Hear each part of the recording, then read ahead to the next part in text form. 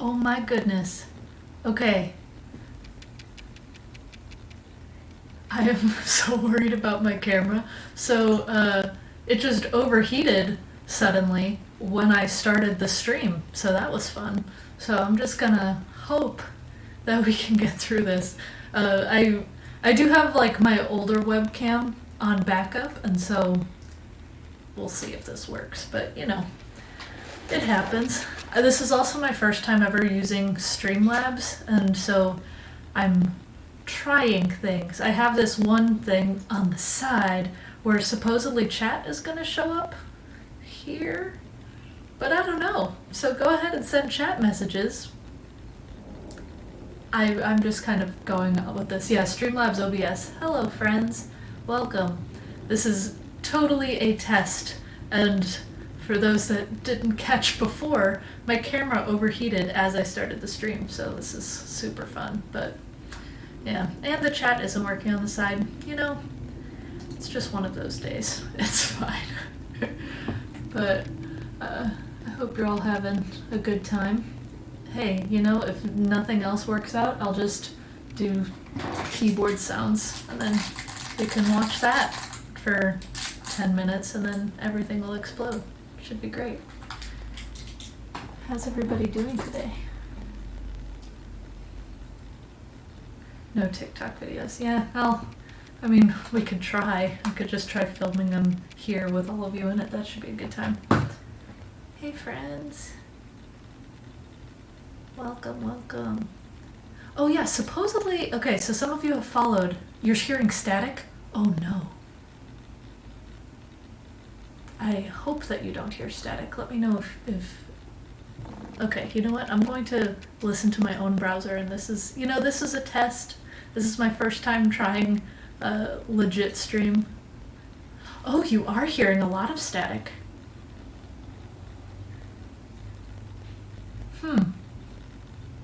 Not great. Well, let's try to fix it live. Okay, I'm sorry.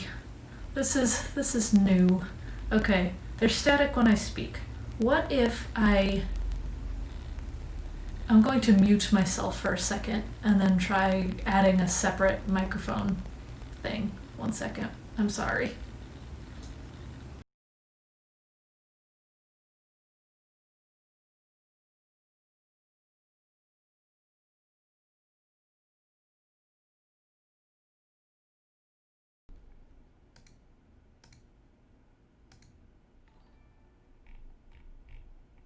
Okay, how's this? Is this still staticky? Is it better?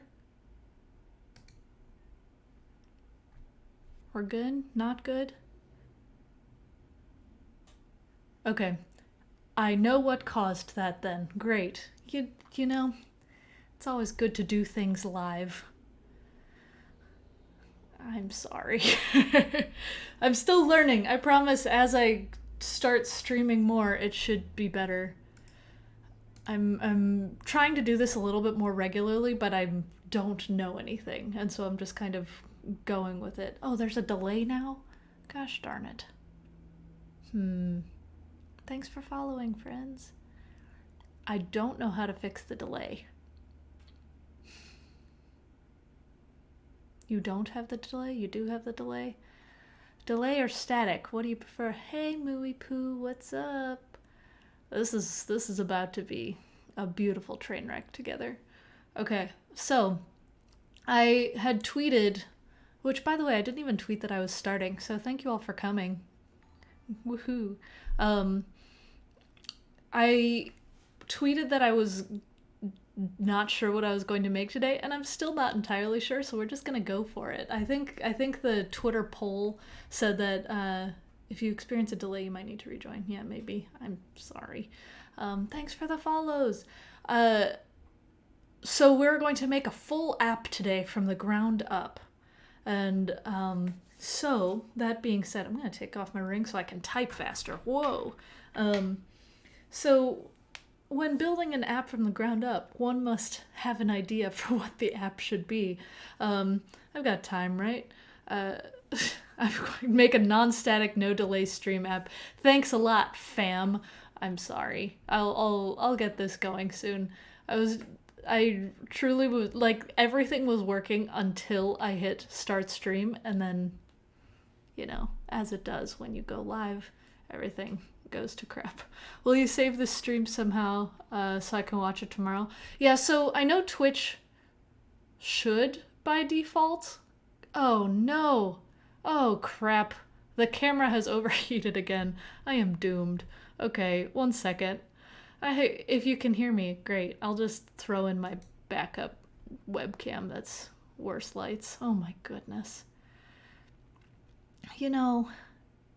This is one of those things. I'm glad that you can still hear me. I have the microphone separate from the camera, which is a good thing. But I just gotta load in my little crappy webcam, and that's gonna be the thing that saves the day. Hey! And yeah, I'll still share my screen and stuff. Oh wow, this looks so much more sad. Okay, well, I'm gonna just put that here and just deal with it. Why spend good money on a camera when you can have a crappy one that does the job consistently? Okay, well, yeah, everyone wants to hear keyboards. Got some cool ones. This is a pretty fun one. Yeah, memes. This one is a Rama M65 keyboard, or M60 keyboard. And it's a very, very heavy keyboard. I'm not entirely sure how heavy. And I was about to do this as if I have a scale in my hands. I don't know how heavy this is, but it's got some lubed Telios switches, which means they're linear and nice and heavy. And the keycaps are DSS Tekla, designed by yours truly. And yeah, this is a fun one. Currently, I'm typing on a Realforce R255G silenced TKL. Say that 10 times fast, or once. Let me see if I can actually lift it. Hey! It's not the prettiest keyboard, but it's like a nice classic look, and it feels like you're typing on a cloud. That's what I'm currently typing on right now. I promise I will make this stream better next time and figure out how to make my camera not overheat. I don't know how to do that, but I'm gonna try, and that's what matters. There are silenced mechanical keyboards? Heck yeah. That one is silenced. Hang on, let me pull out another one. I have to reach because this one's far back. This is another silenced board. It has Xylence on there, silent with a Z. And this board I am very proud of. It took a while to put together. This one is like 4 pounds, and I know that because I looked it up. The case is actually one that I got in Korea. They didn't sell it here, and I was visiting my in-laws in Korea, and thus I got a keyboard, because what else do you do in Korea? And the keycaps on there, it's SA Oblivion with a fun numro on it, and it's got silenced switches. Isn't that nice? Lovely. I love this keyboard. This is a really cool one too. Where should I put it? I don't have enough space. And the nice camera was going to be a nice way to blur my background so you wouldn't see the mess of like this Lego set right here or more keyboards back there. Do you have any keyboards with highlighted Vim keys? I do. I've got this one right here with the HKJL right in there. This one has GMK Oblivion on it. It's I forgot the name of the board. It was like a limited group buy. I think it was called Welfare 96 or something. But I thought that was fun. And also the M60 that I showed you at first. This one has some Vim keys as well. I designed the keycap set to have Vim keys, and then you can also get the highlighted WASD keys as well. And it was meant to be a mix and match set, so you can make all of these blue or all of these red or whatever. And I also designed it to have green and purple as well, but they're like, let's see if people actually buy it, and then we'll make more. So we'll see if they make more. But yeah, that's that one. And yeah, Lego stream. I've done some Lego streams in the past. It was long enough ago that Twitch didn't save them, but good times. So we should probably... Oh, you have some orange Helios coming. Nice. I missed out on the Tangerine group buy. Those switches seemed cool. Webcam water cooling streaming coming. Yeah, I genuinely don't know how I'm gonna fix the overheating thing because I'm using just like a regular cam link connected straight into my desktop and a decent battery connected into the wall, so I'm not entirely sure what's happening there. But, I bet if I returned on the camera now, it won't be as hot, and we can just continue swapping back and forth beautifully. Oh, thank you, Mui. I just saw that you tweeted that it started, so thanks. I'm actually going to retweet it because, I probably should. Okay. So, I said that we were going to live code today, so we should. Let's see. You know what? I'm going to try to fix my camera one more time. I'm just going to do a good old restart. And it's going to either turn on or not. And I'm going to switch.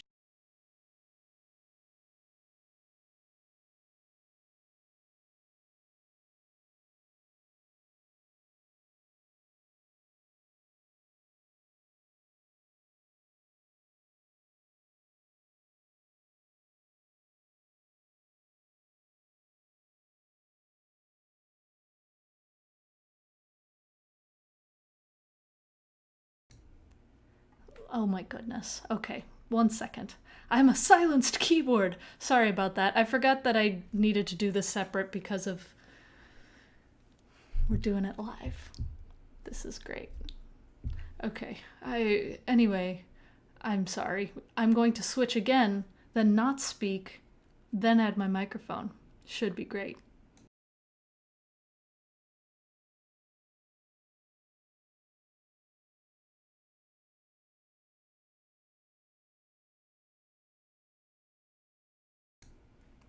Can you hear me now? Oh my gosh. I promise I'll do better in the future. I'm really working on it. Yay!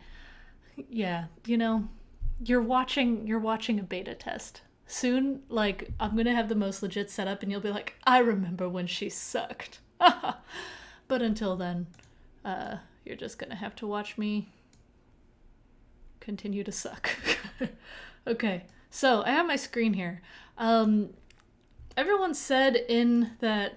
Oh, I'm not meaning to flex on you with the GitHub graph. I just code a lot for work and fun. So we wanted to code a full-on app. That's what... You watched the JS Danger. Oh, no. Okay, so for those who don't know, JS Danger was this podcast that I was on for OpenJS World this past week, and it was the most humbling experience because they had Jeopardy, but they didn't want to call it Jeopardy because copyright crap. They had a Jeopardy game where they just had really tough questions, and then if you tried to steal or anything, you just dropped deep below into the negatives, and by the end we were all in like the negative 3000s, and it was really tragic. And then, hey, in the end, I won because I had the least confidence in myself. Because at the end, everyone had to, like, bet their points, and they set us all at, like, positive 500 because we're all deep in the negatives. And everyone bet more of their points than I did, and we all got the question wrong. And thus, I won the game. So that was really tragic. But, what can you do? Okay, so...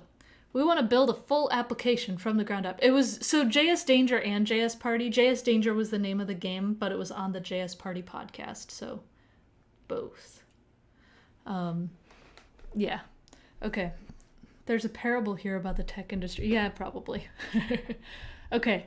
So, again, we want to build an app. What kind of app should we build? We could build, obviously I'm going to do React because that's what I do. We could do a Next app. We could flex some Netlify stuff into it. Could be kind of fun. React Native? No. I don't trust my React Native skills live. Tomzors? Shut up. I'm not going to do jQuery. Next would be fun. Okay, Vanilla.js. I could do Vanilla.js too. What do you want to build? I want to do something that's more interesting than a to-do app, but not as useful as, like, something that will be used for generations. Just something fun. Build simple Civ clone. Yeah, that'll be simple. I can do that in about 10 minutes. Oh, thanks for liking my sideways plant.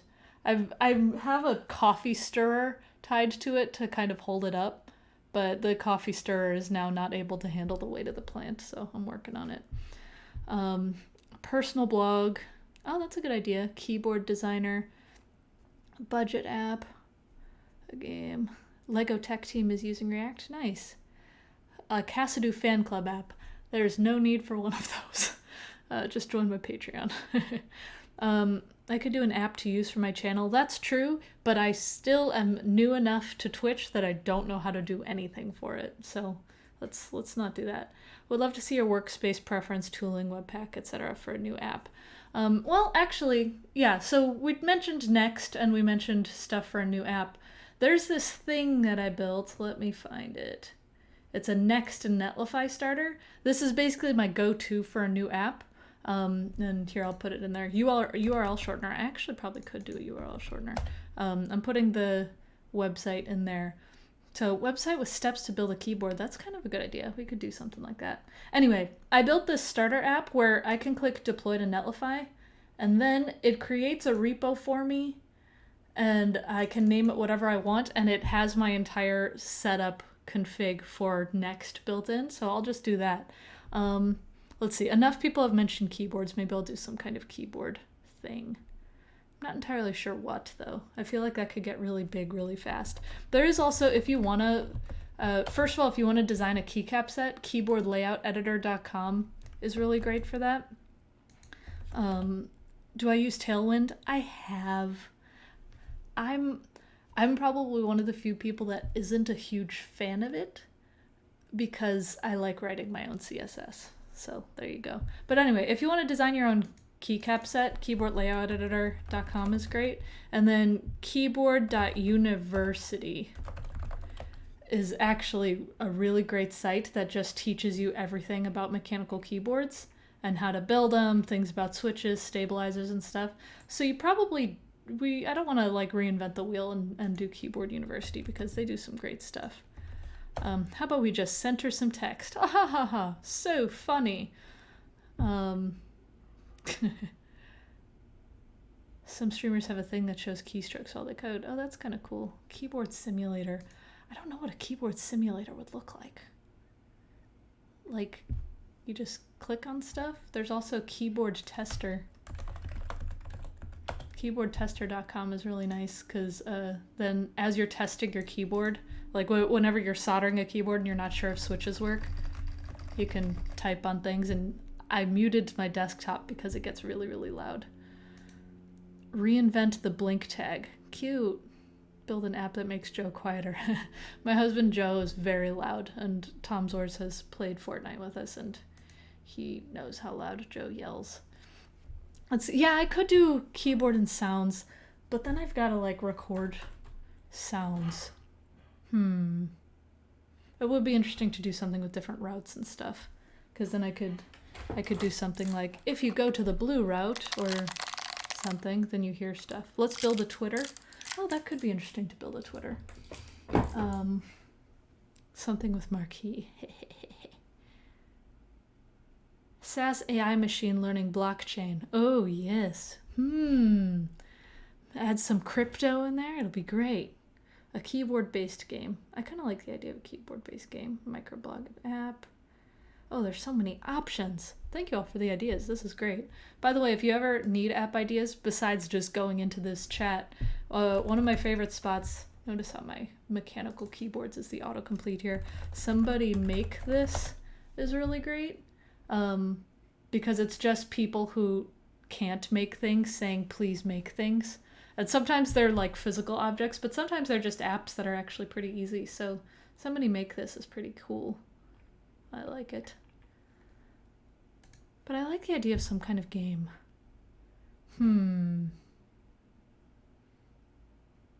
ASMR. No. Okay, you know what? We'll do some kind of keyboard game. I like that. I'm not sure what we're going to do.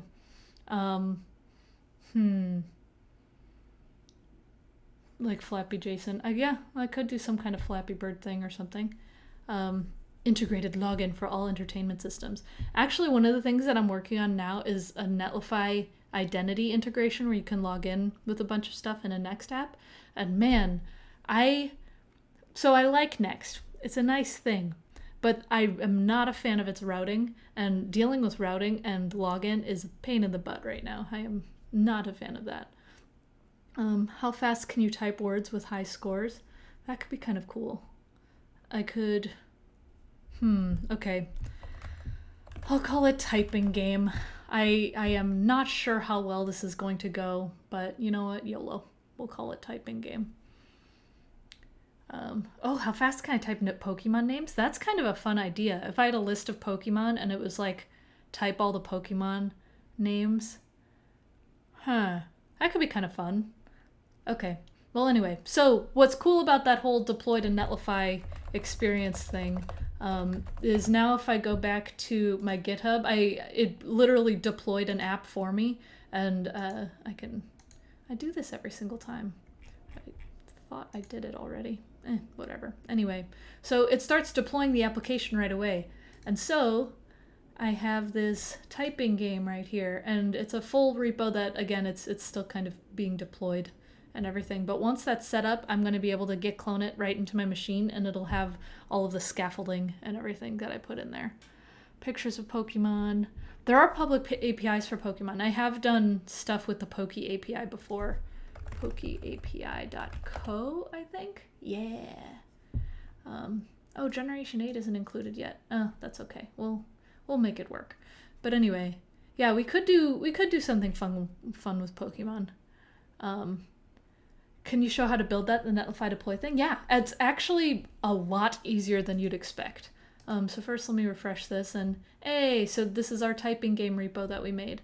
And so this button, you know what? I'll just show you how this is all structured first, and then we'll get to actually building things. So let me clone this really quick.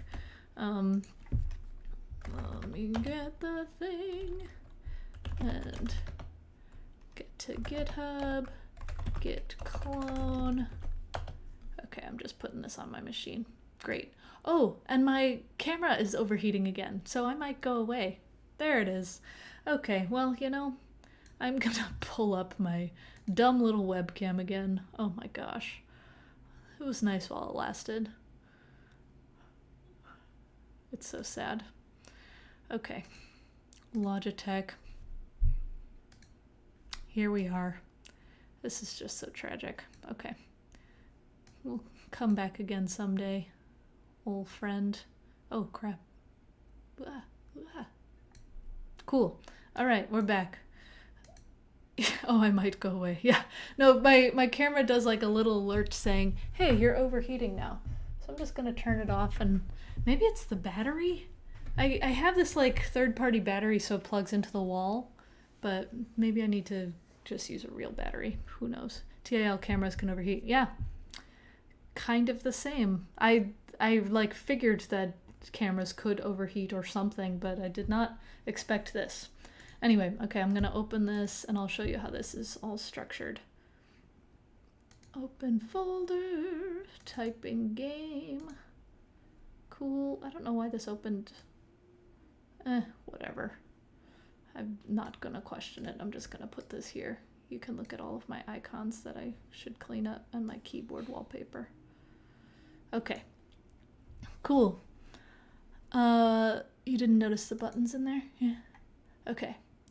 So, this is, oh, by the way, if I were to go to this URL right now, this is just like the welcome to my app thing that I made.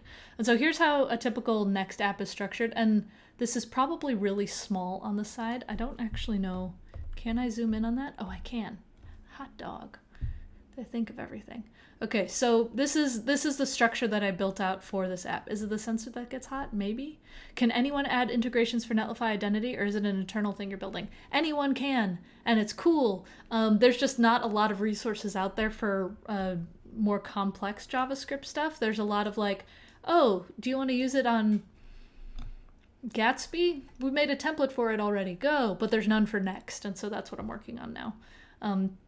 Anyway, the whole key to an app to be able to just deploy to Netlify like that is the netlify.toml.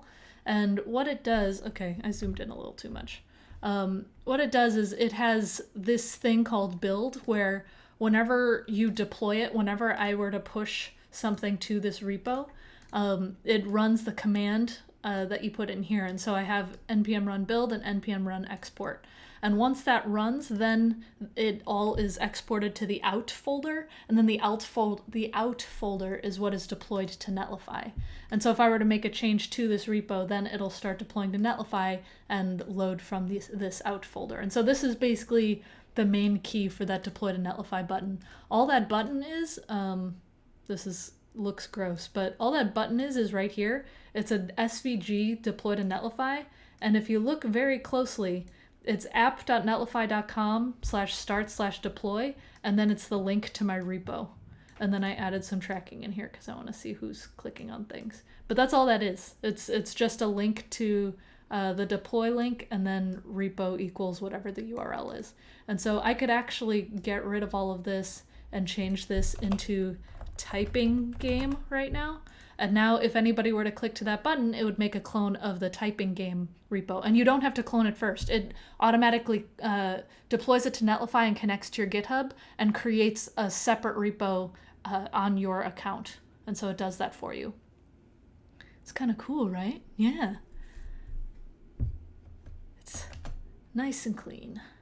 I'm just gonna kill off some of this. Oh, and for this Netlify status, what's cool about that is, I think that's somewhere in here, like site settings. Yeah, status badges. You can just put this in your README. And so right now it's tracking the other one, but if I change this to that, then it'll deploy the Netlify status. So if I were to go in here right now, it says success because it has already built, but it'll turn yellow and say, this is building whenever I load something new and it needs to be built before actually deploying.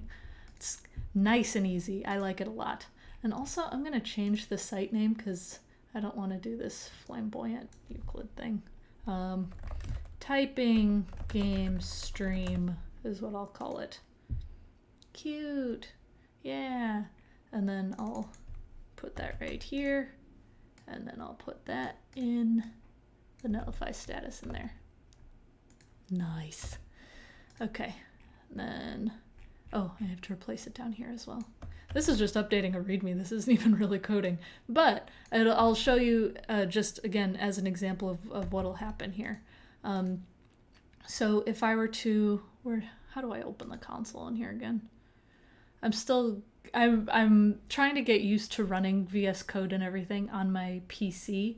Normally I just do everything on my Mac, and that's like my work computer. Control J, thank you. Okay, Control J, ha, beautiful. Okay, git status.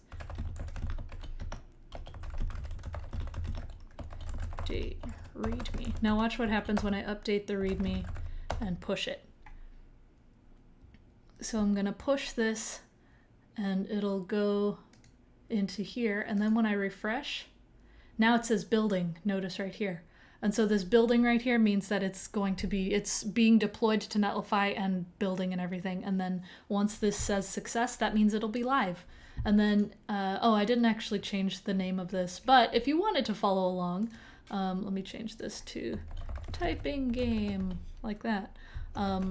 If you wanted to follow along, you could click this deploy to Netlify and it'll clone this on your page. That being said, it doesn't like stay in sync with mine, and so once you do it, it's just on your machine and not on mine anymore. It's not like a fork or anything. So you would have to like manually set some kind of origin from my repo into yours if you wanted to do something like that. Let's see. You should be using push to Windows PowerShell. Doesn't matter for what you're doing. Yeah, no, I'm just kind of doing it in here so that way it can all be in one window and I don't have to keep dragging my shell into the window and then away. Okay, anyway, let's look at not README stuff. The README stuff is cool, but there's other stuff that is cooler. Okay, so again, the netlify.toml is pretty neat. And then I have a JS config that I set up for this starter project as well, where it allows you to do absolute imports. And so I don't know if you've ever made an app where it's like ... and then your component names or whatever. Basically, you can make aliases for that kind of stuff. Right now, it's just @components points to components, but you can do this for any set of folders in there. So that way you can do @design_system/button or something, and then you can be able to point to the button. And that's how that one would work. So yeah, anyway. That's one of the things that I have configured in there. And then pages. So if you haven't used Next before, I don't know how many of you have actually used Next before. Every route on the site is in the pages directory. And so for the index.html, the first page, it's just in index.js. And so if you've used React before, it's still the same, except special components called pages are in pages, and everything else you can kind of do whatever you want. And so in your, imagine not being on a Nix system. Haha, I like to play video games, okay? Sue me. Anyway, in this home component, this is what's been deployed here. And oh, actually, wait, I changed the URL. So now it's typing-game-stream right here. And so I have this get started by editing this. That's what this is. I have just styled.jsx in here. Functional or class components React. Always functional. Never use class components. They're actually going to be getting rid of class components someday. So I can't say everything, but I know some things. Basically don't use class components anymore. The only thing that you do use class components for now are error boundaries, and even then there is work to be done that allows you to that will allow you to do it in function components, but always use function components. And I can get on a very full rant about why you shouldn't use class components, but maybe we'll save that for another day. Is it similar to Gatsby.js? Yes, it is very similar to Gatsby.js. Aren't class components what the tutorial teaches you on? Exactly. And I'm actually going to be working with their team to update the documentation to be function components first, because it's old and out of date. Once hooks came into play, that was basically setting the stage to be just like, yo, never use classes again. So always use function components, and I can write some stuff so that way you can see how you can replace them and stuff. So without derailing too much, does Netlify make drastic modifications to GoTrue before deploying to Netlify identity? I don't think so. And again, I'm still working on my little next thing with Netlify identity right now, and so from what I can tell so far, it doesn't do anything particularly wild. But yeah, React really is moving more and more towards functional programming stuff with all these hooks, and it should be super fun. I'm actually working on an online class on Scrimba that it's going to be released on Thursday, and I still have on Thursday next week, so I still have some stuff to do, but I'll give you a little preview.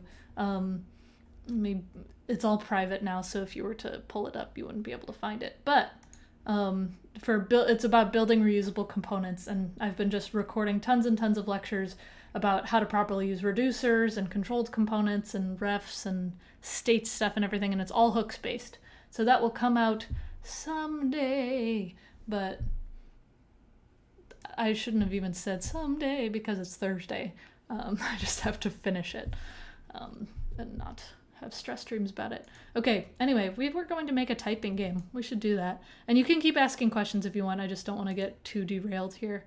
How much will the tutorial be? I don't know. I know that Scrimba, they're planning on doing a whole front end from zero to getting a job thing that they're including my course in, so that we can get a bundle deal. I know all of their courses have been pretty cheap before, but again, it's scrimba.com. It's like Simba, but with a CR in it. I'll put the URL in there. Again, it's not live yet, and you won't be able to see anything, but you can browse a bunch of different courses. They have a bunch of really nice free ones too, and everything is pretty reasonable. So far I've seen one paid one just in scrolling in this list, and it was $30, which is not bad at all. Wow, almost everything's free. How about that? Take advantage while you can. Wow, all of these are free. There's a 39. Hey. But the rest of these are all free. Anyway, it's a cool site.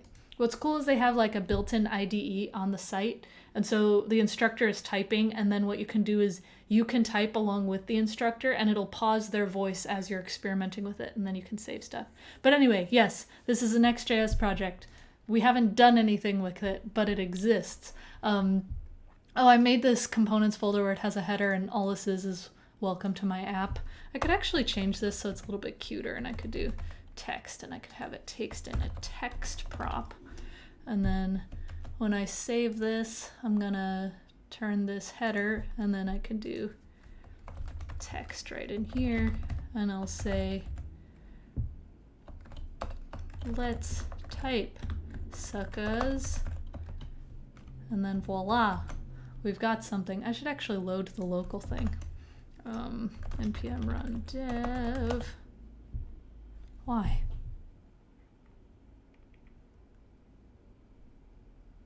Failed? I'm just running it in dev. You know what? I'm just gonna go ahead and blame Windows for this. Oh, do I have to install Next? Okay. I'm just gonna hope that that works, because I don't know if it will. YOLO. I did install already, I think. You know what? I totally didn't. I'm gonna stop that. Oh my gosh. Again, I'm not a professional live streamer. I'm learning things. It should be fine. Microsoft doesn't ruin everything it touches. Okay, you don't need to get it all extreme on that. I love what they've done with VS Code and even with GitHub. The fact that you can have private repos on GitHub now is amazing, and that is totally all Microsoft. So, I mean, yes, Microsoft has had its sins, of course, but I think they've been doing some great stuff with open source lately. Why are you yelling at me now? This is, I've done Next apps before. I'm just gonna hope that this works. We'll see. Huh, of course it doesn't. Okay, I'm gonna try this again. I don't know why it's doing this, because again, I have done this before. Whatever. Points to Internet Explorer. Yeah, Internet Explorer's dead. They killed Internet Explorer. This is like a developer reality show. Yeah, someone's gonna come in and be like, I know what you said, and pour wine on me, and I'll be like, but I love JavaScript. Yeah, IE is far from dead. For some people, I like to consider that it's just gone and pretend to live that way. What reality shows am I watching? I don't really watch reality shows that much anymore, but I've watched my fair share of Real Housewives in the past. And there's a lot of wine throwing. It's very funny. Okay, this is probably not a problem with NPM. Thanks. That's helpful. Can't find React. What? React is right there. It's right there. What are you talking about? Oh my gosh. That explains your expectations from reality shows. Yeah, exactly. I'm just gonna install again. This is fine, right? Yeah, New Edge is pretty decent. It's Chromium, so that's why. Oh my gosh. Okay, well, I didn't have errors that time. I swear, if that was it, I'm gonna be really annoyed. Oh my gosh, that was it. That's so stupid. Okay, well, whatever. Look at that. We got a local host. It's running. Let's type, suckers. That was like a half hour to hello world. Oh my gosh. Okay.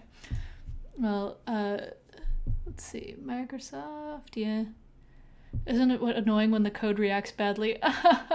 Yes, but you know, the effect of it is really what gets me. When is the Scrimba course coming up? Tuesday or Thursday? Thursday, supposedly. I'm just kind of rolling with it and hoping I get it done in time. I'm hoping to get it done this weekend, so we'll see. Let's see. Half hour to Hello World, and most of it was setting up node modules. Yeah, I'll cry about that later. Again, I should have prepared more for this, but this is my first real stream of fun things, and I'm working on it. Okay. Totally agree about VS Code and GitHub though. Yeah, it's done a good job. Okay, I'm glad that it's actually been useful for you. I'm trying to like keep it mildly light and entertaining while also showing you interesting information. So anyway, we've got these pages and things. I mentioned that every page in here makes a new route. I could do something like contact.js, like this. And now this will make a contact route. And so I could, you know what, I'm just going to copy this because I don't feel like doing that. Oh, nope. Contact like this, and then I'll just return a div that says contact me. Ha, no, like that. And then when I save it,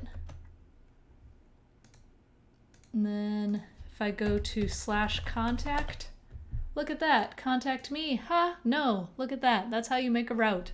It's very nice and simple to be able to do that. Let's see. Oh, contact me isn't a bad route. You know. The application is done, everyone. Tell your friends. Use Netlify. Ahaha. Yeah, no, let's actually do something for realsies. We can end the stream now. If you want, I guess. I'll make a component for the game and I'll just put this on the page. We'll do a game. I'm just gonna do this export thing, but it's gonna be game, and then I don't think we need to take in props. Okay, so when you have a game, we're going to want like a starting state, and we're going to want a winning state, and we're going to want to take in a user input and stuff. So what I'm going to do, let me think. I'm gonna import, should I use reducers or use state? You tell me. I can use both. Reducers or state? Reducers or state? Tell me, and I'll do it. Oh, and we need a score as well, yeah. Saludos desde Mexico. Hola, Gustavo. Yes, great. Thanks, friends. Reducers, why make it simple? Cool. Use reducer. Yeah, that's what we're all about. Breaking ourselves. Import reducer, use reducer from React. One thing that's also nice about Next is you don't have to import React every single time, which is nice and useful. Aren't you going to have to use reducers when you do a lot of state changes? So, fun fact, use reducer and use state are like super close buddies. Like use state is actually implemented with use reducer. In fact, so here, this is just kind of a fun party trick. Let's just say I had like let some state set some state equals use state or whatever. And then the initial state is, I don't know, 1. I don't know what I'm doing. This is actually using use reducer under the hood. And so what I could do is I could actually create my own use state from use reducer. And that'll be let state and dispatch equal use reducer. And then inside of here, we'll have that, and then we'll have the initial state, and then we'll return state and dispatch. And then with that initial state is just whatever the user gives us, so initial state. And then that initial state that comes in here, oh my gosh, I can't spell, whatever. Initial siate.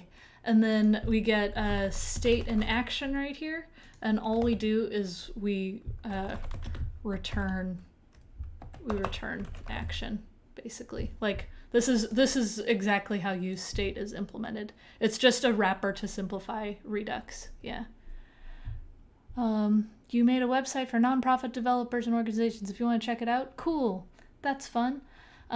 Use state as a wrapper to simplify stuff, but it's actually the same idea as using a reducer. Yes, exactly. Like this is literally what use state looks like under the hood. So you're using reducers in the end, no matter what anyway. Use state is just kind of a simple way of doing it. I'm actually, you know what? I will use state for this just to keep it readable. So we're going to want to have a score, set score. We'll have the score start at 0. We're also going to need a start state and ending state. How do we want to do this? So we want to have, like, I assume we'll have a score value at the top. We'll have an input thing. And yeah, we can say like Pokemon names or something. I bet I have a gist. I bet there's a gist of Pokemon names somewhere on GitHub. Wow, that is surprising. I really thought that it would come up much faster than that. You know, I think I have like states or something. I could do that instead of querying the API. So a timer. Oh yeah, I'll need some kind of timer. And that I can put in an effect. Use effect in there. Let's see. Oh man, I have so many gists. Oh, I could have people list all of the cities in America. That should be fun. I got this JSON thing, or I formatted this just giant array just in case I needed to do it. Yeah, oh, effects are a whole other level. You know what? I'll figure out the Pokemon thing later. Let's just get this going first. Okay, so we have a score that we want to keep track of. We need a time, which the time that we can do inside of an effect. And then we need to have just like the current Pokemon that we're typing. Current Pokemon set current Pokemon. And then we'll need to validate that. This might be a little bit more complex than I planned, but hey, YOLO. If anything, we can continue this another day. Let's see. So we're going to need someone to be able to type things in. And so I'm going to have a little fragment in here. And at the top, you know what? I'll do header in here and I'll just copy our header from that. And so the header will be get type in loser. I guess I don't really need that because it'll be on the page, but whatever. Always more complex than intended. Yeah, whatever. Okay, so we have this text, we have a header. We're going to want to have the score. I'll just have this div, and then score will be the score variable, and it'll be 0 initially. And then we'll have a button to start the game. And then we'll have a button to stop or give up, I guess. But we'll have that. Maybe I will have a reducer. The more I think about how complex this is going to be. Because, yeah, then I can have a reducer for all of the different types of game states. Yeah. Okay. Let's do this. Let's use reducer.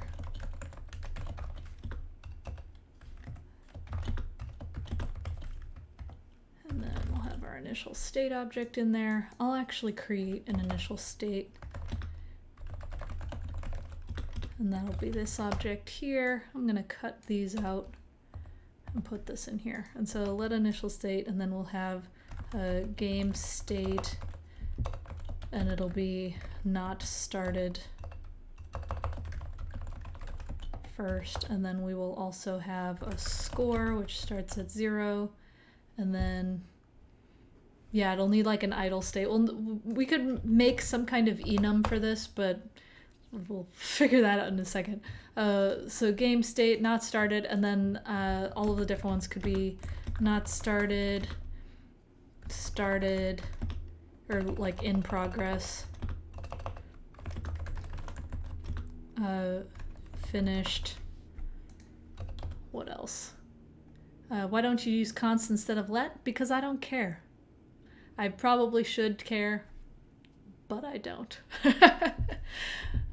Yeah. Okay. So, not started, score. Well, the timer doesn't have to be in a state, I don't think. Yeah.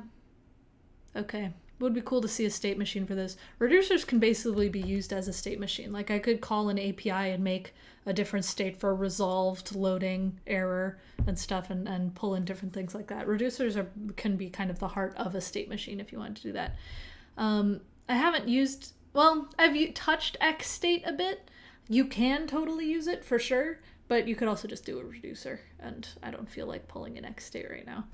Okay, so when we on-click the start game button inside of here, we're going to have to dispatch an action to start the game.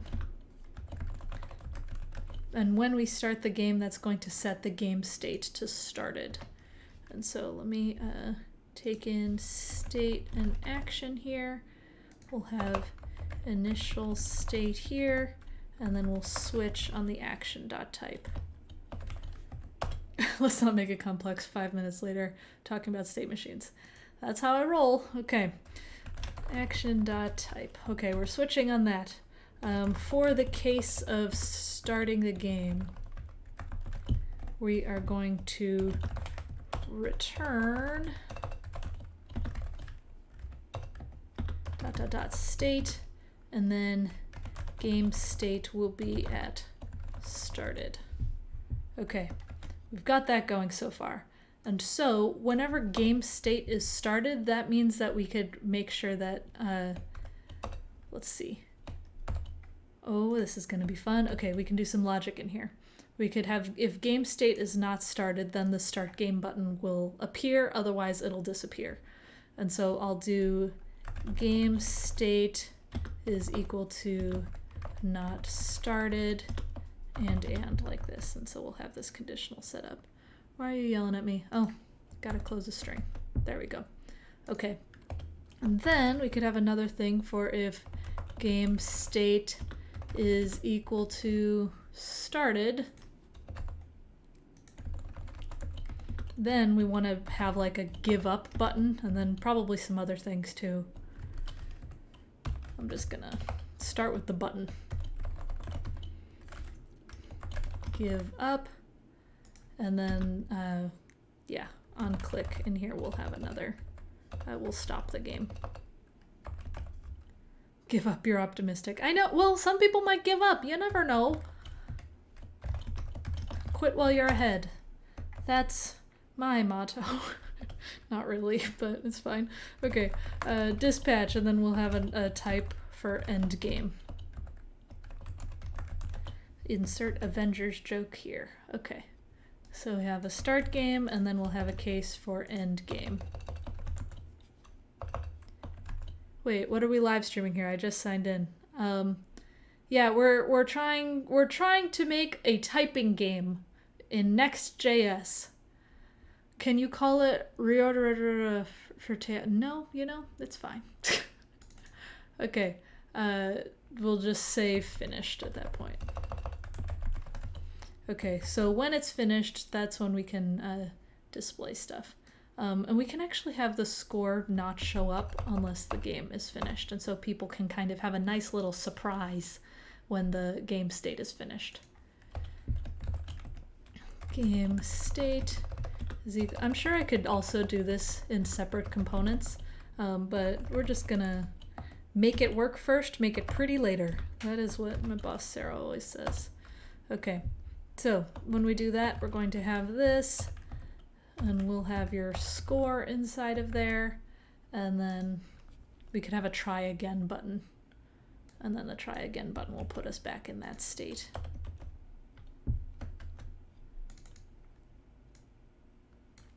Try again. And then with this, oh, we also want to, I'll turn this into restart game, and when you restart the game, it'll set the score to 0.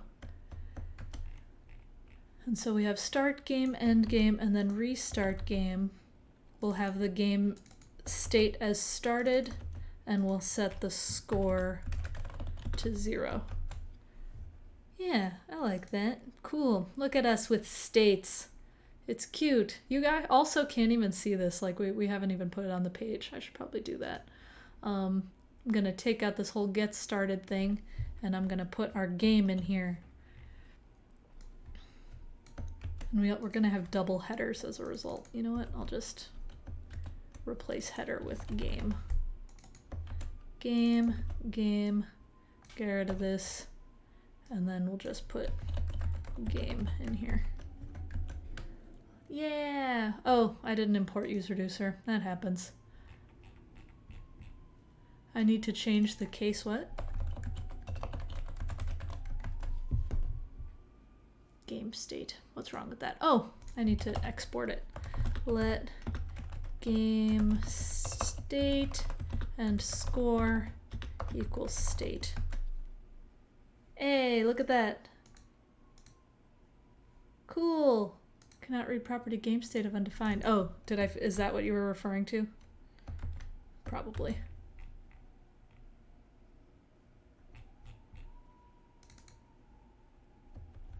Wait, what's wrong? What are those pretty error modals? That is Next. It's nice, right? Okay. Line 19. Thank you, thank you, thank you. Oh, thank you. That's what it is. Restart game.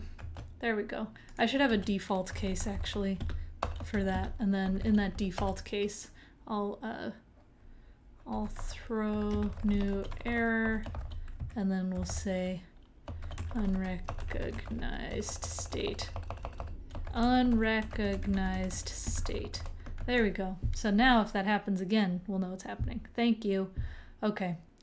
So anyway, now that we've got this, start game, give up, try again. Look at that. We've got a state machine. Doesn't do anything, but it's something. Cute. Okay. Love it. So now that we've done that, now we can actually have the game do something. Oh, and we'll never get back to that idle thing again. That's interesting. Yeah, it's fine. Okay. So now that we've done this, when we start the game, when we have the game started, we need to actually have an input box in here that appears. Input, type equals text. In there, I'll have a placeholder, and I'll make that just like name Pokemon. It's gonna be cute. Can I do an accent? Nah, I'm not gonna deal with that. Okay, so do that. Look at that, name Pokemon. We can type, hurrah. Okay, so what goes in here, we need to actually make it, or we can name it a city. Yeah, you're right. What should we name? I need to have a list of things, because I'd like to do it with the Poke API, but I don't want there to be any lag. So I would need to have a local copy of some kind of thing. Why does the placeholder need to be inside of here? It doesn't. I just do that sometimes. Whenever I tend to default to a template string in my head, which always needs the curly braces, so that's why I did it, but you don't need to do that. And if you do, it won't break anything.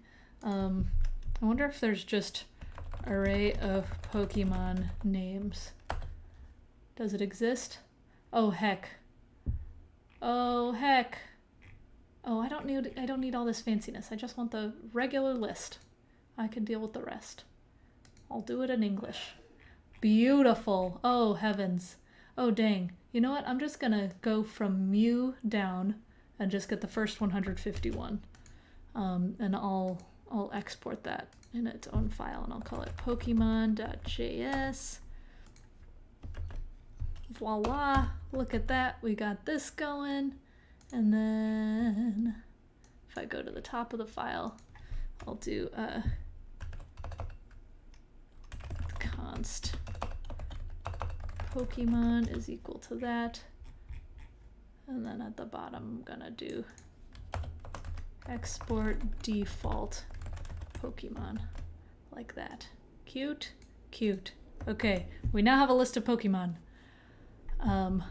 Yes, I could do a whole GraphQL thing and a database and stuff, but we're keeping it simple right now, and we're keeping it client-side right now too, just because I really don't want to deal with stuff. Okay, you know, I could put this in the components folder as like a little helper, because then I don't have to think about it too much. Okay, so we're getting the header from there, and then I'll also get the Pokemon from there. Pokemon and Pokemon. Okay, so now we have our list of Pokemon, and we want people to be able to type things, and if it's in the Pokemon list, great. We don't want them to be able to retype in the same things, but I'm just gonna assume people are honest for this first part while we're getting this set up. Okay, so as we type things in, we need to check that it's on the list, and we'll need to just verify as we go. When you have an input, it can either be controlled or uncontrolled, and I'm going to make this a controlled input. If you'd like me to explain the difference, let me know. Otherwise, I'm just going to assume you do know. Well, I'm going to have a current Pokemon. And then we'll just have that be an empty string for now. Please explain? Sure, happy to explain. So, since the dawn of the web, if you are a user who wanted to manipulate the DOM and not use JavaScript. The only way that you could do that was with inputs. You could touch a radio button, click a button, do all kinds of stuff. It wasn't necessarily doing anything, but that is how you manipulate the DOM. And so, with input elements here like this, with React, there's a virtual DOM. And with a lot of other frameworks and libraries and stuff too, there's a virtual DOM that is created. That virtual DOM is separate from the actual DOM that's on the page. And so an uncontrolled component is one where if I had a default value is whatever, I'll have current Pokemon in there. With this default value current Pokemon, why are you yelling at me? Oh, I gotta pull it out of state. So with this default Pokemon value in there, right now it's just an empty string. Whenever the user types in this input, we're not actually updating this current Pokemon state. It's just starting with that, but it's being controlled outside of React, so it's considered an uncontrolled component. If I turn this into value, and then inside of here I'll do an onChange, and then in here I'll do a function where onChange, and then I'll do I would normally do this in a use state, so I had a little hesitation there, but dispatch, and then I would change the current Pokemon. That is that is how you set up a controlled component versus an uncontrolled component, because React is controlling it. And so I'm going to turn this into set Pokemon, and then I'll do Pokemon gets event.target.value. I'll just turn that to E. There we go. And then I have to set up a set Pokemon thing right in here. Does that make sense? Let me know if you need to explain it. So how do we respond to changes in uncontrolled inputs in React? Yeah, so you still can add an onChange in there, but you don't have control over what the user is doing necessarily. Some people say like, oh, you should do uncontrolled until you need to make it controlled. I make everything controlled because you very rarely will have a case where you need to make something uncontrolled.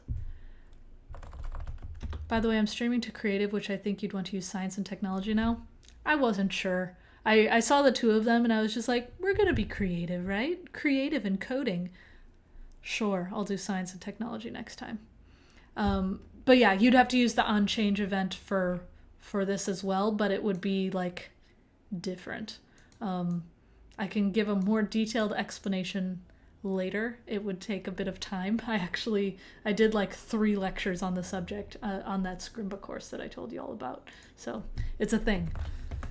Okay, let's do state, and then we're going to set the current Pokemon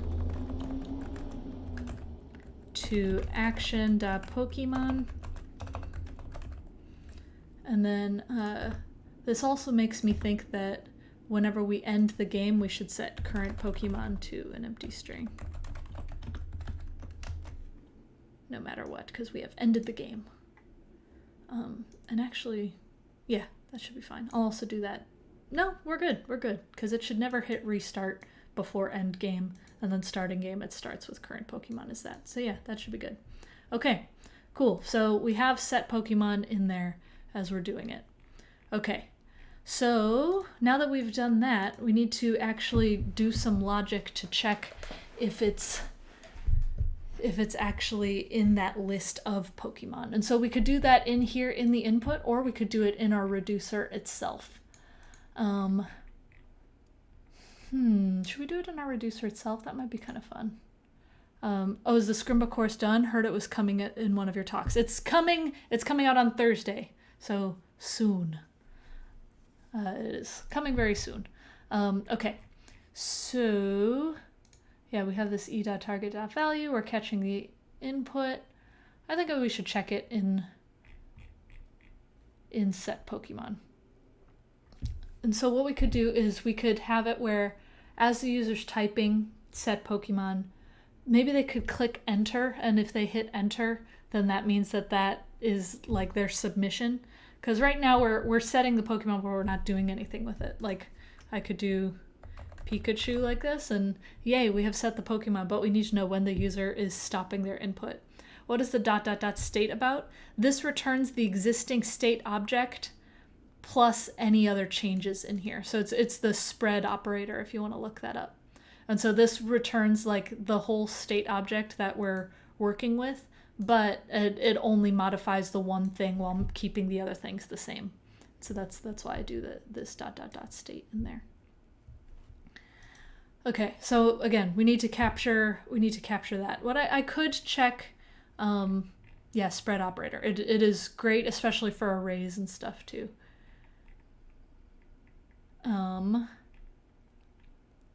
Yeah, so we want to check if the user types or hits, maybe we don't do on change. Maybe we do like on submit or something. Yeah, when you hit enter, you could do Pokemon includes this, but what we don't want to do is stop the game if someone hits enter. We want to be able to make it so they type, hit enter, and they can just keep going without stopping anything. And so I think we could just do that with a submit, but I'm not sure. Would you recommend going for software engineering or computer science? I'm a 17-year-old and will start college next year. Ooh, fun, Steve. I went for computer science, but I took software engineering classes. It's kind of up to you. If I'm being honest, the reason why I went the comp sci route instead of the SE route is because I didn't want to take chemistry, and SEs had to take chemistry, and comp sci people had to take more physics, and I liked physics more. So it's up to you. Yeah, I could debounce. But yeah, you know what I'm talking about. Yeah, so maybe instead of on change, we'll do an on submit. Everything is physics at its core, says the physicist. Ha ha ha. On submit, which by the way, Muipu here in the chat, she has this really fun YouTube channel where she explains science concepts inside Minecraft, and it's awesome. What about bonus points for entering all the Pokemon in order? Let's get to that later. We don't want to have some scope creep going. So on submit, I want to, a debounce could resolve it. Yeah. If I do that, I want to be able to, yeah, we don't want to set this state change until the whole thing is done. And so I'll check if, what is that, sorry, I'm thinking out loud right here. Again, doing it live. We want to do the event.prevent defaults thing. E.prevent default. Hey, Fimian. Hey, Alex. We are making a game where you type Pokemon names in. Event.prevent default. Yeah, I think that's what you got to do in there, right? Pretty sure. You know, coding is dumb. Am I right? Okay. So, actually, no, I don't have to do all of this. What I'll do is I'll do on submit, and then we'll do an on change, and I'll just check if the character that they just typed in is an enter key or is a space. I could do space, that would be kind of fun. Then that'll set the Pokemon there, and then we can trim out the space. That would work. Oh yeah, you're welcome for the plug. Your channel is awesome. Lodash, I am not about using extra libraries if we can. Let me think. I just realized I accidentally opened something in a new window over here. Let me drag it over. Come on. Sorry, my browser is being really slow. You know what? I don't even need to look at this. It's fine. Whatever. Ah, life, am I right? Okay.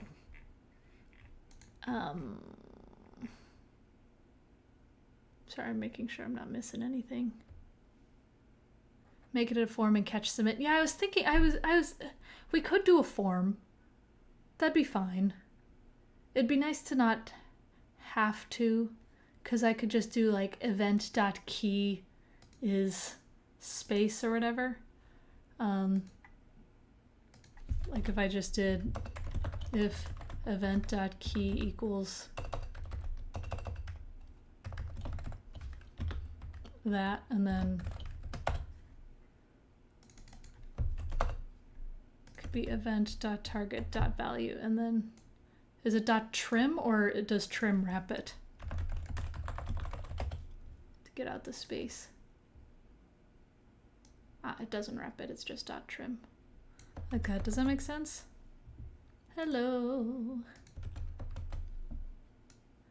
That could be neat, right? Does that make sense? Sporkle style, where once you get a matching name, it auto submits. That's true too. That could get a little chaotic though. Please show the package.json. Sure. There it is. It's just Next, React, and React DOM. And actually, what I'll do really quick before going any further, I'll commit this.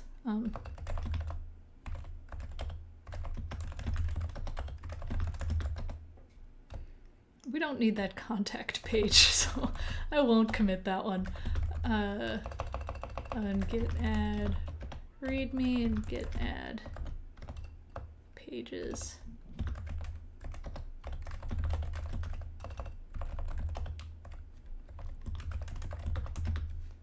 Because I think that's everything, right? Yeah.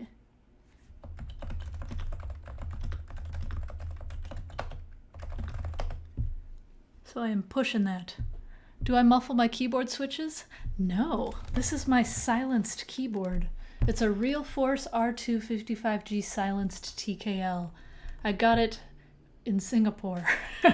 They're not as common in the United States, and some friends of mine were visiting Singapore, and I was just like, hey friends, I know you're enjoying a vacation, but will you buy me a keyboard? And that is how I got it. But anyway, this is my only Topre keyboard, but it's fun. I also have this silenced one right here. Isn't that nice? So soothing. And this one is using Xylence switches. Typically, if I am streaming or have a call or I'm playing games on voice, I typically use this one or another one of my silenced ones, because otherwise you will be hearing this one with my Spanish keycaps, and it'll be nice and loud, and nobody wants to hear that one. Ooh, HHKB. I couldn't get used to the HHKB. I ended up selling it. I do have one board with the HHKB layout, which I talked about at the beginning of the stream, but I liked how programmable the Rama one was, and so I have kept this one around.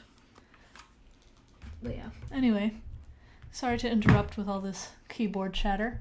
Yeah, oh, and as you can see, it's building here again, but it should have all the typing game stuff. Oh, it's finished. So if you wanted to go to this, you can see what we have so far. It doesn't do anything, but it's something. Oh, you know what?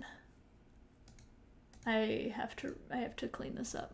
I think I messed this up. I did mess this up. This is fine. We'll fix it. Again, we're doing it live. Okay. So the reason why we messed this up is because it's setting the state for the current Pokemon, but we need to have a separate state for like the submitted Pokemon. Because, let me go back to this, the live one, because otherwise it's not actually going to be populating inside of here. But actually, this is a case for an uncontrolled component, I think. Because if I do that and type Pikachu and space, that should work. I'm going to... Oh, this is where my mind is turning, and I don't even know if you can tell why it is, but I'm very excited about it. Okay, I'm going to console.log the current Pokemon.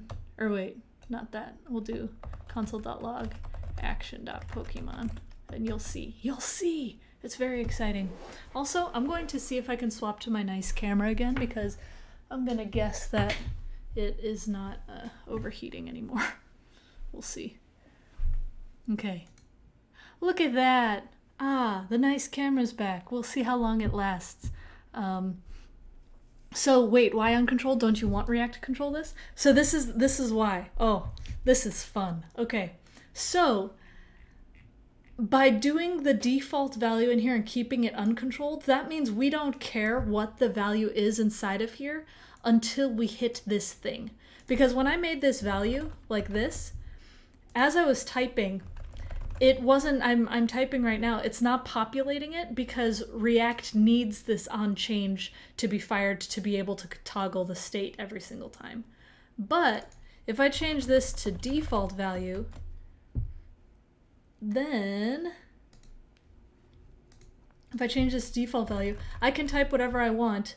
Then when I hit the space, something should be happening, but it's not. In theory, I should be getting the state change in there. Let me see. Console.log e.target.value. We'll see what's going on in there. I just thought this might be cool. It might not be cool, and I might have totally messed this up, but I liked the idea of it. Okay, so now we're getting all of it.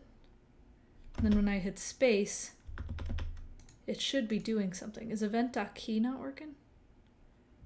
So now I'm not sure why you'd ever use controlled if React doesn't let you update the input without a response. So you'd use controlled if more than one thing is updating your input. Like, let's just say I had a button in here where if I click that button, it would populate the input. You need to do a controlled component then. It will work. It didn't. Yeah, I know. Shut up. Oh, wait. E.key. Thank you. You're right. I'm a fool. That's totally why.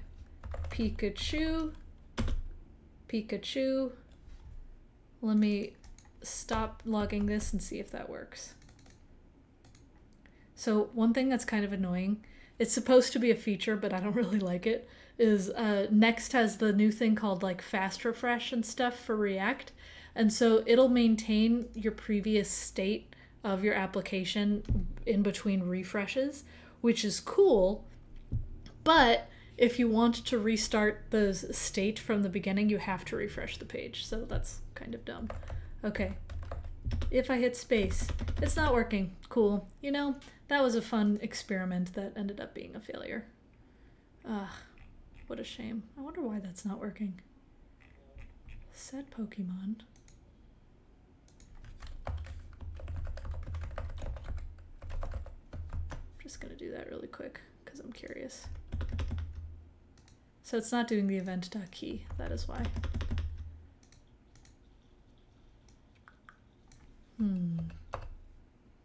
It's available in the onChange, yeah.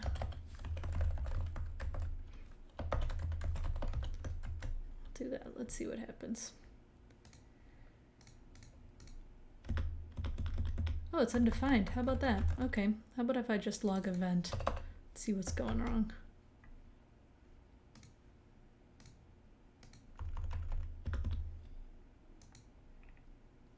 Okay, so we've got the tie, we got the target.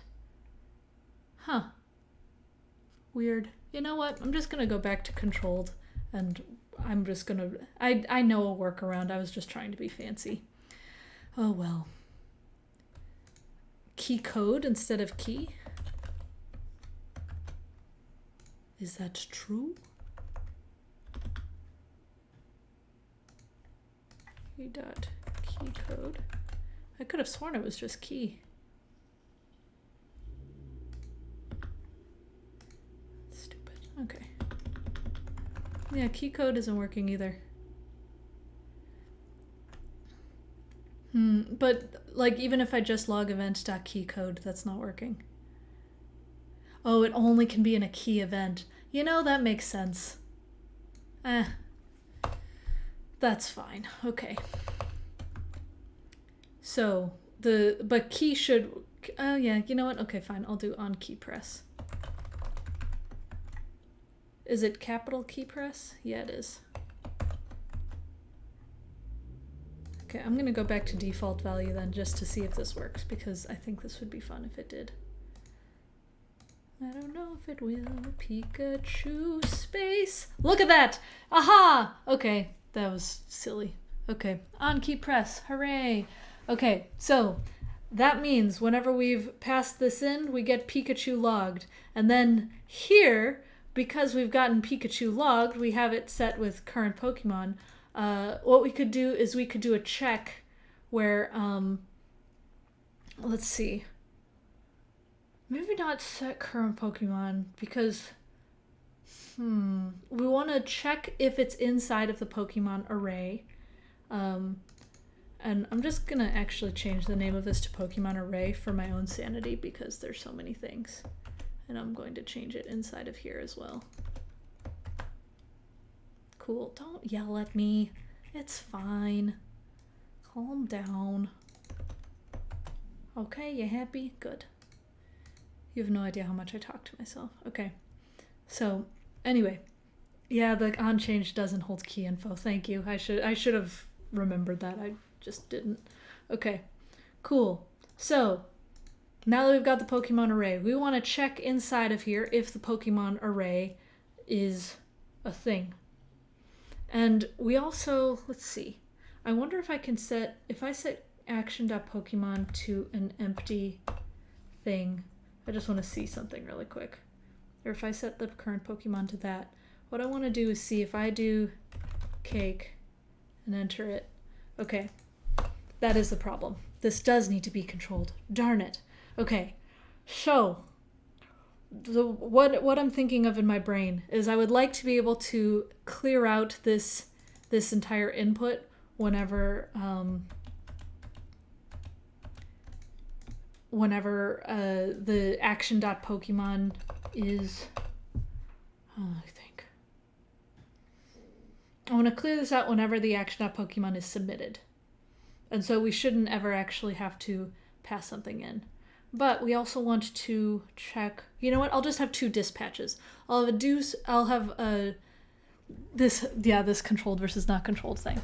So if I weren't trying to reset the value inside of this input, the uncontrolled thing would work because then I wouldn't have to pay attention to what the value is inside of here. I could just capture what is inside of it when I want to.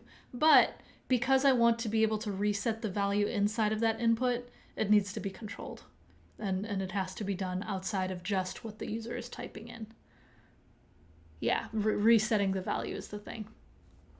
So what I could do is I could have a current Pokemon being typed in, and then I could have the most recently submitted Pokemon.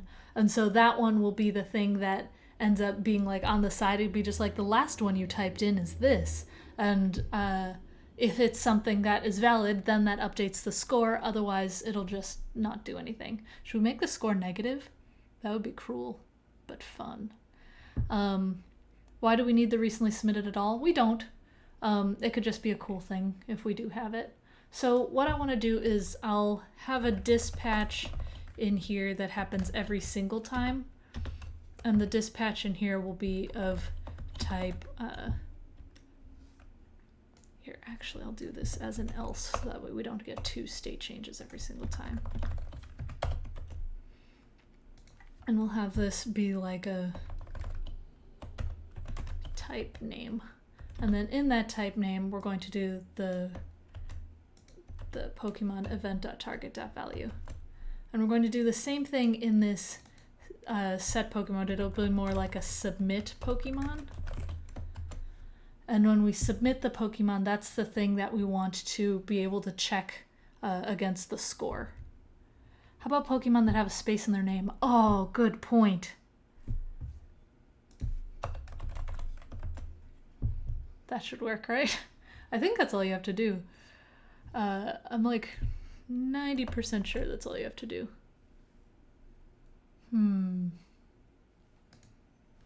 What is the... You know what? I have some old notes from a thing that I did. Oh, what was it? Fundamentals? Yeah. Ignore my teaching notes from the past. La la la la la. I definitely mentioned this at one point. Nice, it is. Event.key equals enter. Great. Cool. Enter. Hurrah. Nice. Okay, capitalized. Yeah, that's what I wanted to check. Okay, so whenever you hit enter in between the Pokemon, then that should work. Thank you for pointing out the Pokemon with space in their name because I totally forgot about that. What are some Pokemon with spaces in their name? Mr. Mime. Ah, there you go. Classic Mr. Mime. There's not, I don't think there's any others in the original 151 though. You are our edge case, Mr. Mime. The worst. Okay. So, when we hit enter, that means we want to submit the Pokemon, and that's when we want to compare it against the array. Otherwise, we're just typing in the name and we don't actually care, but we have to be able to call this dispatch every single time we type it in to make the input consistently work. And so I'm going to do type Pokemon in here to make the input consistently work. To make the input consistently work. Oh, I need to change this back to value. And then most interactive stream. I'm glad it's interactive because I'm just kind of winging it. And then with the submit Pokemon,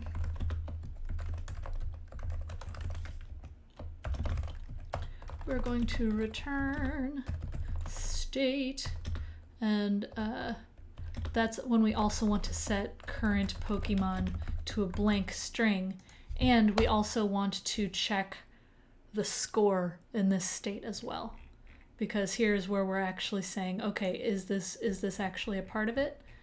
And so inside of submit Pokemon, we're making current Pokemon empty to clear out the input value, and then in here we can do a little check. We can be if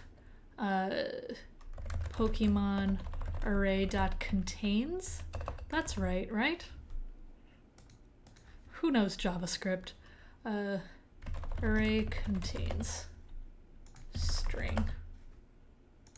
Oh, it includes. Yeah, you know what? I'm glad I checked. Okay.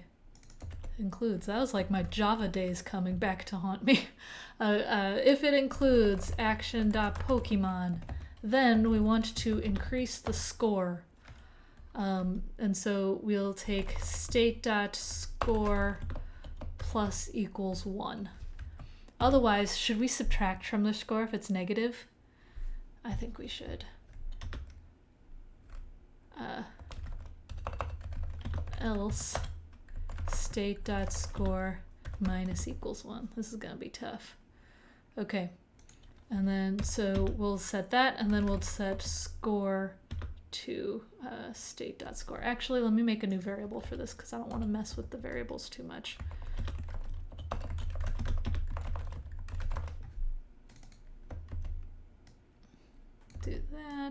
Do that, and then score is new score. Okay, cool. I am not going to use Angular. If you want to use Angular, talk to my coworker Tara. Okay, so do we want to show the score during it or later? We'll keep it. We'll keep it this for now. This I think actually does most of what we want to do if it works. Let's find out if it works, shall we? Okay, we're starting the game, and we'll say Pikachu. Oh, yeah, no. See, this is why we're checking. Okay. Why is that not letting me? Oh, crap! This is why. Why is it showing this ARIA thing? Sorry. Okay. Thanks, VS Code. You're the best. Okay. How about this? Now we'll do Pikachu. Nope, still not working. Great. Type name needs to be updated. We have type name and submit Pokemon. Maybe. Oh yeah, because I have type Pokemon. And I like type Pokemon anyway. Thank you. I do not want to alert the score after every input. That would get incredibly annoying. Okay. Oh, and I've got to refresh because it's dumb. Okay, cool. In theory, Pikachu. No! Why? Okay. Why are you being silly? Okay. We're typing the thing. Can I make the input bigger? Yes, I can make the input bigger. Right now it's not showing anything, so it is not that big. You know what? I'll copy some of my styles from before. Oh wait, I can kill off this one. Just gonna copy all of this, put it inside of that component. That'll make it a little prettier. And then actually it won't because I didn't, this is all going to be inside of the main thing. Okay, I'll do input and then what? Font size is 24.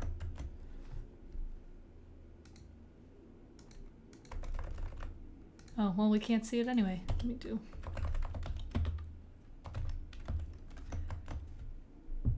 Oh yeah, pixels, how about that? You know, as the day gets later, I'm really losing it. Okay. Great. Doesn't matter because it's not working anyway. Also I need to do height 30 pixels too, because units matter. Oh my gosh. Okay.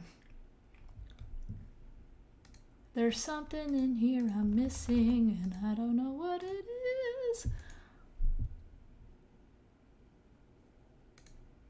Okay.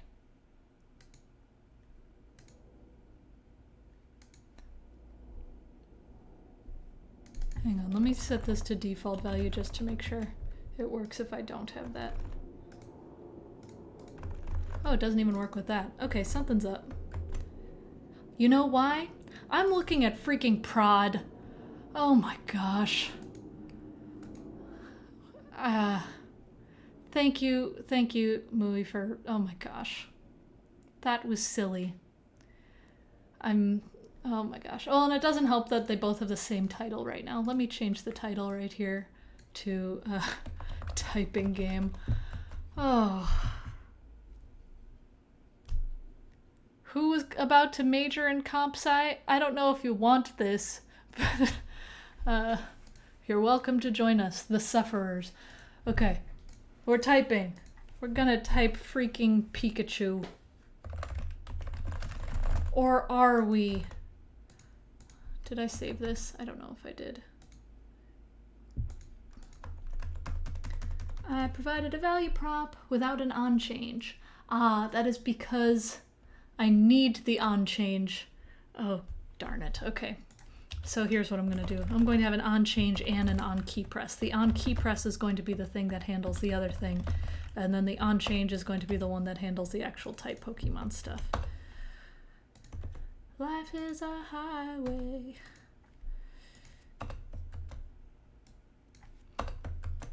Oh my gosh. Time to hydrate and have some water. Yeah, I really should have brought a water bottle in here before starting a live stream. Wasn't thinking. Okay. As long as my camera hasn't overheated yet, so that's a bonus. Okay. Pikachu. Enter. Oh, heck.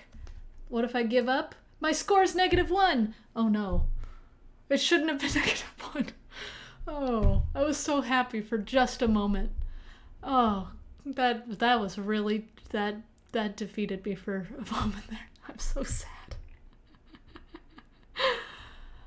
Yeah, the Pokemon is probably case sensitive. That is definitely it. It's because of case sensitivity. Oh my gosh. Okay, what do you do to capitalize the first character?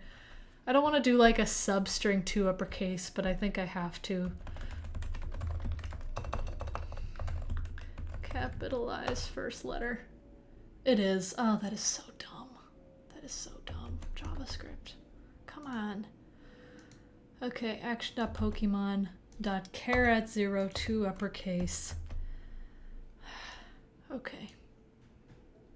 Or yeah, I should actually do a to lowercase of everything. Because if a user is typing things with the capital, but then, you know, it's fine. I'm just gonna, yeah, wait, can I ignore case? This is where, again, I'm thinking in Java, and I totally think I can, but I don't know if you can in JavaScript. Ignore case. I'm not gonna deal with this. I'm just gonna try this again and hope that the uppercase thing works. Pikachu. Ditto.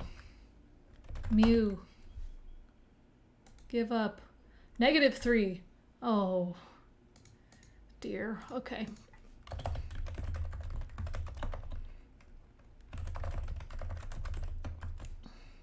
Gonna just do a nice little lowercase. Oh yeah, but there is uppercase and lowercase. Oh, sadness. Okay, is there a script I can run over this that way they're all just in lowercase? There should be, right?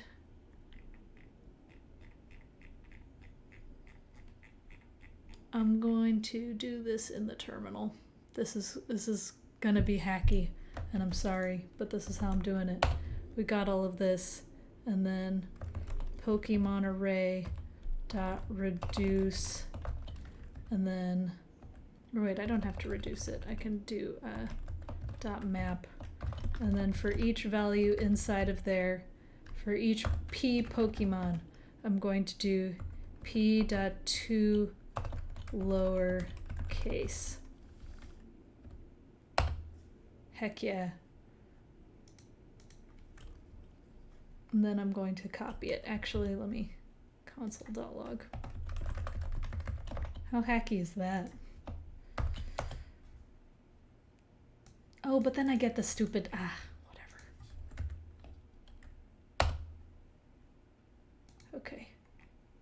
Now I'd like to copy all of this, please.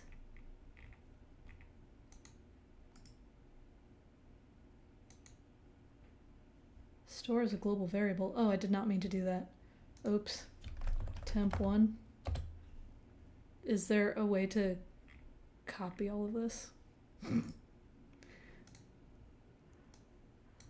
I don't care. I don't care. Do you know that song? What they may think of me. Oh yeah, JSON.stringify, that'll work.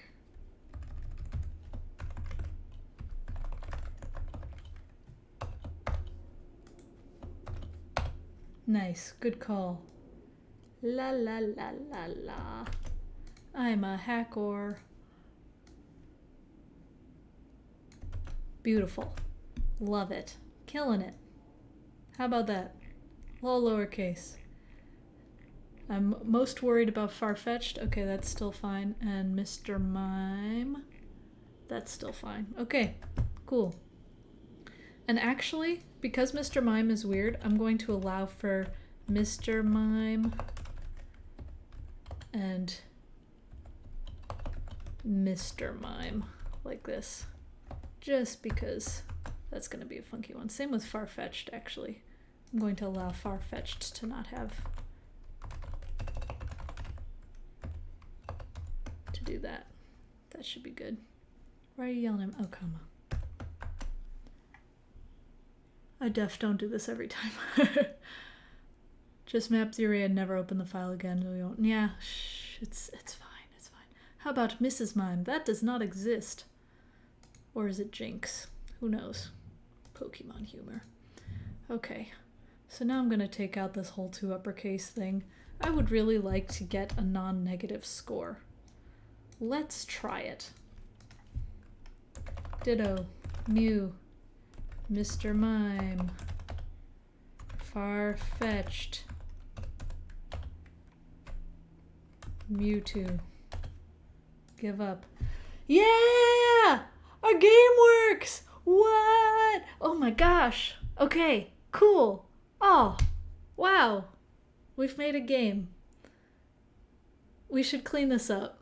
But for now, I'm very happy with the fact that it works. Oh, hooray. Okay. So, you know what? I actually only have like 5 more minutes. I'll keep working. Whatever. I'll make this work. That being said, oh, I do want to add a timer. Good point. I do want to add a timer. Next week on this stream, I'm going to be streaming Thursday. I'm not entirely sure what time yet, but the React team, like the React.js team, they wanted to have a Q&A with the community. And so they're going to be coming onto this channel to chat. And it should be fun. They wanted to answer a bunch of people's questions about React in general and what's happening. And so they're coming here, and it should be fun. Heyo, yeah, Blizzard. This is a AAA game right here. Get typing, loser. And And yeah, you can ask the React team what's controlled and uncontrolled inputs. But anyway, yeah, they're going to be coming next week, and I'll probably be coding at some point. I want to stream more often. I want it to be a lot smoother than what it was today, but we're learning and growing and all that. I'll have more memes and stuff too. But until then, I'm just gonna clean this up a little bit. But it works actually. Before cleaning it up, I'm going to commit this because I could ruin things. Add a comma, of course. I would love to add a comma for you. Let's see. Oh wait, I did it inside of here.